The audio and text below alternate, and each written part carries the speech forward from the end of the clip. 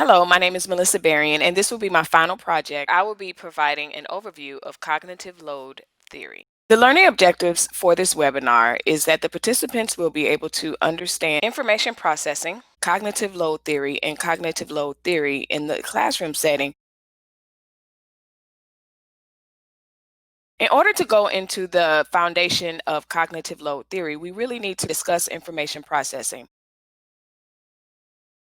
Information processing is a student's ability to encounter new information, connect it with prior knowledge, instill the knowledge in memory, and recall it when necessary. Basically, it's what students, what learners, what we do with the information that we encounter. Information processing can also be associated with and compared to computer processing. Theorists believe that computer processing and human information processing are very similar. So, before we go into cognitive load theory, I want to do a brief overview of information processing. In the first stage, encountering new information, and that's visually, acoustically, that means hearing, semantically, any information that we receive. And just like in the same manner, let's take a look at the computer model. It's the data entry. When we sit and we enter codes for our email address, or when we download data for gaming, word processing, we are letting the computer encounter new information just as well as when we are encountering new information, whether it's a phone number, whether it's context for a college course, whatever it is, that's the new information. Moving on to the second stage. The second stage is when we encounter the new information, but then we connect it with prior knowledge. So unless you're a newborn infant, you have a knowledge base. It's an encoding where we're processing. So if you look at the model with the computer, we see that it's loading. And so when we are uploading a computer, when we are waiting for the game to load, when we're waiting for the computer to open up, that's the encoding process that's happening. Coding makes information usable, so it can be stored or dumped. So it's the same thing as in a computer. When we encounter new information, immediately we decide if that's information we need to encode to make it usable, or is it something that, like a dog bark, I don't need to remember it. The third stage. Looking at the third stage in information processing, this is the stage where we instill the new knowledge in our memory, whether it's short term memory, long term memory, or we just forget it and dump it.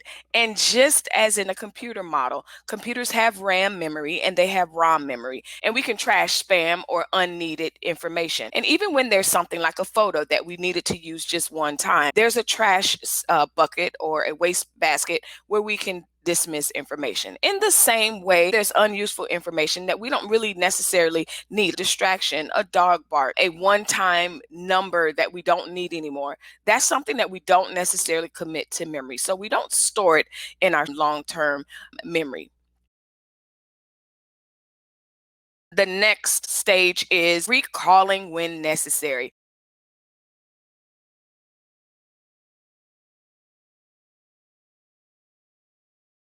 In this fourth stage, we're talking about recalling the necessary information. So if I use the analogy of remembering a phone number, what's important, there's a difference between storing a important phone number and then just using a customer service phone number that I need really quickly. That's not something that I would store or need to recall in long-term memory. So just as that happens in a human brain, the same thing happens with a computer function. We ask our computers to recall the memory of our old emails, our gaming systems, our stored documents, stored pictures, things that are stored. Moving on to the next slide, we're going to discuss this multi-storage model of memory. Theorists have concluded that for multi-storage model of memory, we have short-term memory and long-term memory. Taking a closer look at short-term and long-term memory. First of all, if we look at the comparison, short-term memory has a capacity of about 7 items. If we think of memory as slots in our brain, short-term memory is said to have about 7 items to be able to hold at one time. Versus long-term memory, which has unlimited capacity. When we think about the knowledge that we can remember on the long term, it's almost infinite. The duration The duration that we hold short term memory information is about 15 to 30 seconds. The thing about short-term memory is that the information is very fragile. It's easily lost. It's like I said, the dog bark, customer service phone number. It's can be lost through passage of time or through a distraction. So when you're distracted, something happens, you forgot and it's gone. Taking a look at the long-term memory can last anywhere from seconds to a lifetime. And when we're talking about encoding, again, we're talking about what are we going to do with this information?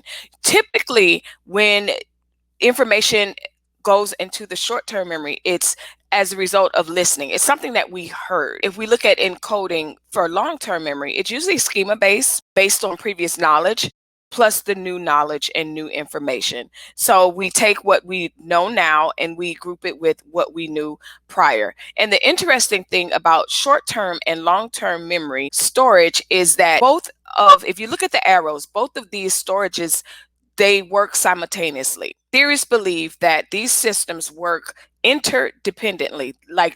There is no one portion of the brain that's solely responsible for all memory, though there are certain stages and regions that are related to each part of the storage and the memory systems.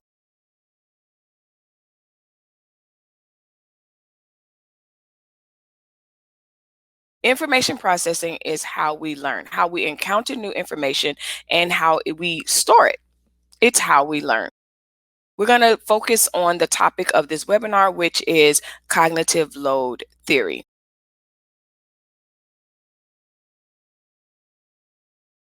Students can't focus on content that they're learning that is difficult and associated with activities that are assigned simultaneously. What does that mean?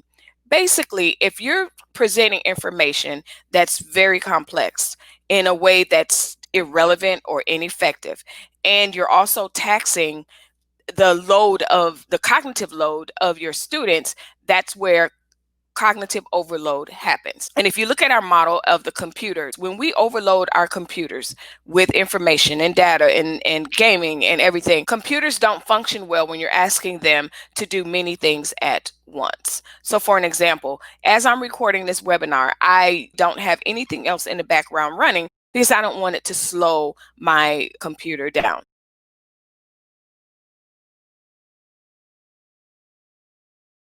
Taking a closer look at the cognitive load theory, theorist John Sweller is the founding father of cognitive load theory. He suggests that presentation of information influences cognitive load. Basically, teachers, instructors, parents, we are responsible for the load that we place on our students as they are learning.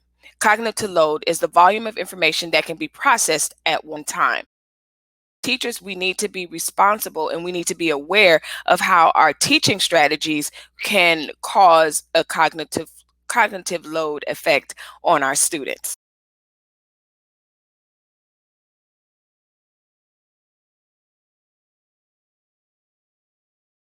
Again, Sweller introduced three aspects of cognitive load. Intrinsic load refers to the complexity of a task. How hard is that task? Extraneous load is how the information is presented. Again, are you presenting the information in an effective manner? Is it organized? Is it too much? Is it not enough? Is there too much time difference between one lesson or another? All that has to do with the extraneous load.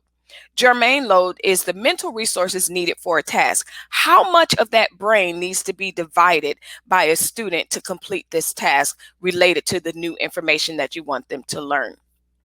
That is the basis of cognitive load theory.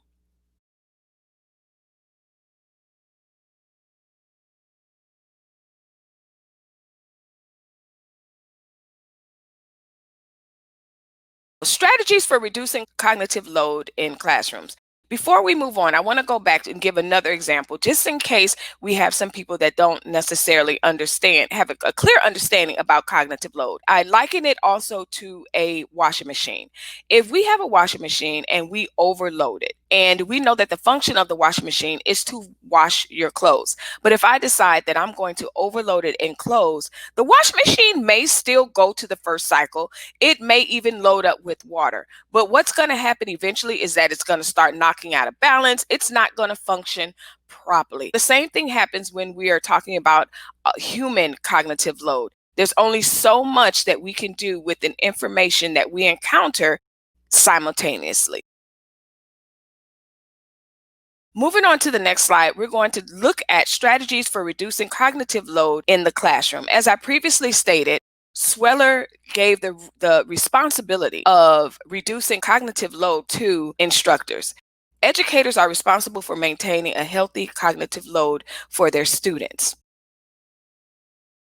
The first way, of many ways, but the first way that we're going to talk about today is through the use of multimedia and technology, tablets, video tutorials, iPads, computers, all of these things, these innovations such as multimedia devices and digital peripherals have an impact on society, but also have an impact on reducing cognitive load. With the influx of technology in our classrooms, there's no wonder that they have been found through research to be able to reduce the load, because when we're using those peripherals, it's taking the quote load off of one aspect of our brain, and we're relying on what the video tutorial, the iPads, the tablets.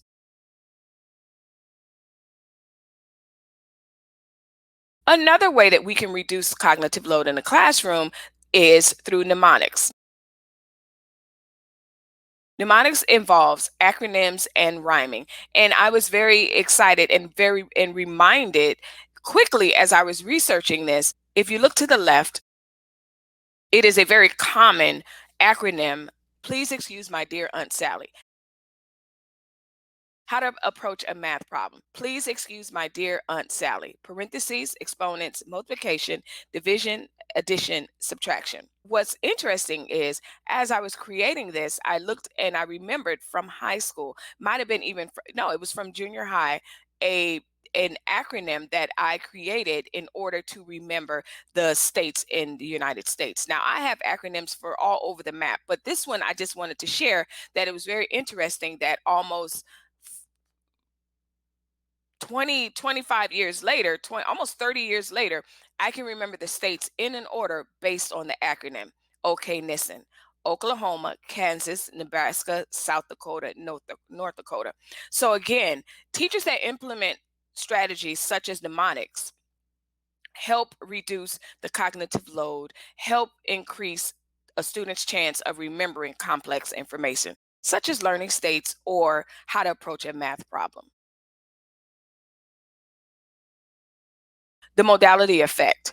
The more senses are engaged when information is presented, the better the learning happens. And that is basically saying the more ways that we can reduce the load, whether it's through movement, whether it's through visuals, whether it's having students say it out, that is a very effective teaching strategy to have students learn and remember complex information. So looking at this image, if we have a student say something that is normally written out, if we have a student look at something that is normally heard, if we have them act out a story or a scene, or one of the greatest memories that I had is in my high school literature class, where our teacher would have us act out the different scenes such as Romeo and Juliet. And I remember those things, and I remember the context of the literature based on the different aspects that she engaged us in. In conclusion, it is critical to apply relevant research based teaching methods to our instruction that will promote competent learning and information processing. It's critical to instructional design. It's critical to our classroom environment. It's critical to our student success that we implement strategies such as including multimedia technology, mnemonics, and modality, and engaging those senses as much as possible to reduce the cognitive load. Thank you.